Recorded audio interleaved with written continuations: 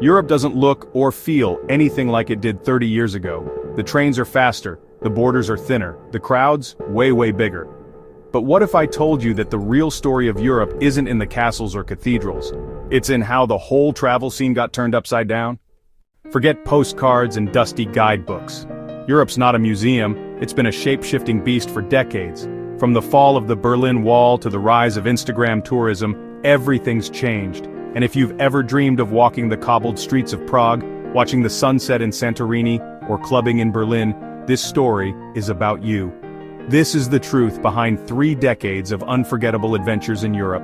How the continent transformed from a patchwork of post-war countries into the ultimate playground for wanderers, backpackers, and digital nomads. Most people think Europe's always been like this. Super connected, easy to travel, full of cute towns, budget flights, and endless things to post on social media. But that's not how it started.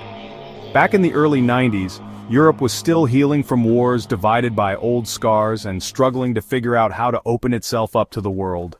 And as it changed, politically, economically, culturally, so did the way people traveled it. New borders opened, others disappeared, cheap airlines exploded, hostels turned into Instagrammable hotels, entire cities were transformed, sometimes for better, sometimes for worse. So what really happened in these last 30 years that turned Europe into the global hotspot it is today? Let's break it down, decade by decade. The 1990s, from borders to backpackers. Let's rewind to the early 90s. Berlin Wall just came down, the Soviet Union collapsed, Yugoslavia breaking apart in violence. Eastern Europe was opening up fast, and for the first time in decades, the idea of a united, travel-friendly Europe wasn't a dream. It was starting to become real. In 1990, Europe was split in two, West versus East.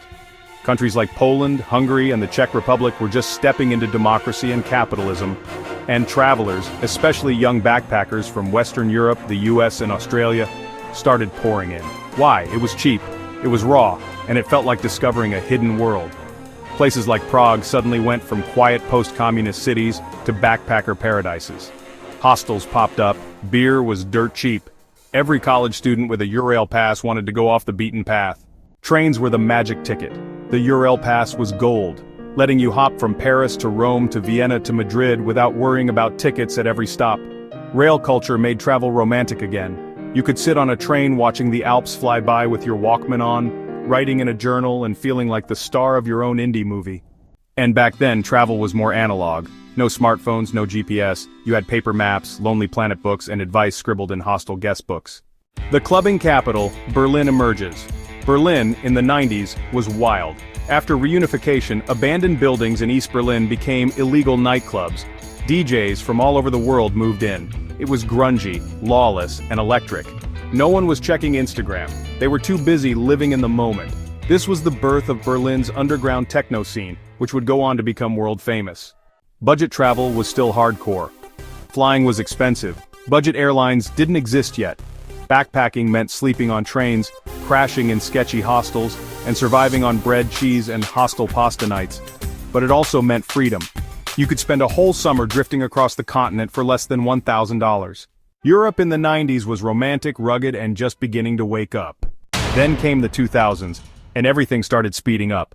Enter the euro. In 2002, the euro was introduced. Suddenly, no more juggling French francs, Italian lira, or German marks. For 12 countries, it was one currency. For travelers, that meant easier budgeting, less confusion, and a feeling of Europe becoming one thing. Budget airlines take over. The real game changer, Ryanair, EasyJet, Wizz Air. Out of nowhere, you could fly from London to Barcelona for the price of a pizza. Cities once hard to reach, like Porto, Krakow, or Tallinn, suddenly became weekend destinations. Everyone in Europe became a traveler. This created a new kind of tourist, the city hopper. People started doing 2-day trips instead of long vacations. Travel became faster, cheaper, and more spontaneous. Hostels go digital. Before the 2000s, you found hostels through books or word of mouth. Now, websites like Hostelworld and TripAdvisor were changing everything. Reviews mattered, photos mattered, and suddenly hostels started to level up. Bunk beds came with privacy curtains, some offered yoga, some had rooftop bars. Backpacker culture evolved into something slicker. Eastern Europe joins the club. As more countries joined the EU, Estonia, Latvia, Lithuania, Hungary, Poland, Czech Republic, and more, the continent got even more connected. Train routes expanded, borders opened, and cities like Budapest and Dubrovnik exploded with tourists. In fact, Game of Thrones turned Dubrovnik into a global attraction almost overnight. The digital traveler is born. Laptops and early smartphones started creeping in. People started blogging their travels, sharing tips, and making YouTube videos. Suddenly, travel wasn't just something you did, it was something you shared. The 2010s, 2020s, Insta-everything, crises, and a rebirth. The last decade, total transformation. Instagram changes everything. By 2015, every trip needed a photo. Santorini's blue domes, Paris from Montmartre, the cliffs of Amalfi. Suddenly, travel wasn't just about experiencing, it was about documenting. Cities like Barcelona, Amsterdam, and Venice became overwhelmed with tourists. Locals started protesting, Airbnb took over historic neighborhoods, prices went up, the soul of some cities got lost in the chaos. At the same time, a new kind of traveler showed up, the digital nomad. With laptops and stable Wi-Fi, people started living long-term in Lisbon, Prague, Tbilisi, and beyond. Cafes became workspaces, co-working spots popped up. Travel wasn't just for fun anymore, it was a lifestyle. But not all changes were good. The 2010s had dark moments. Terrorist attacks in Paris, Brussels, and London. Brexit shook up the ease of travel in and out of the UK. Then came COVID, and the entire travel world shut down. Empty piazzas, quiet airports, ghost towns. For a while it felt like travel was over. But in the 2020s, Europe bounced back hard. Travelers came back in droves, but they were different. People wanted deeper experiences, fewer crowds, and more meaning. Slow travel became a thing, so did ecotourism. People skipped Paris and went to Porto, skipped Rome and explored Puglia. And finally, after 30 years, Europe wasn't just a place you visited, it was a place people understood better. So what changed in Europe over 30 years? Everything. Borders opened, flights got cheap, hostels turned chic, Instagram exploded, but underneath it all, the essence stayed the same. Europe still has the charm, the chaos, the art, and the food. It's still full of cities that feel like movie sets, landscapes that look like paintings, and stories that are still being written.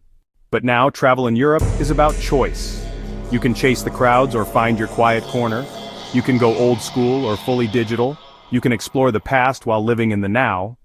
And maybe that's what makes Europe so unforgettable. It keeps changing, but it never loses its magic. If you enjoy our journey, please like and subscribe to our channel, and if you like our content and want to support me, you are welcome to buy me a coffee. The link is in the description box below.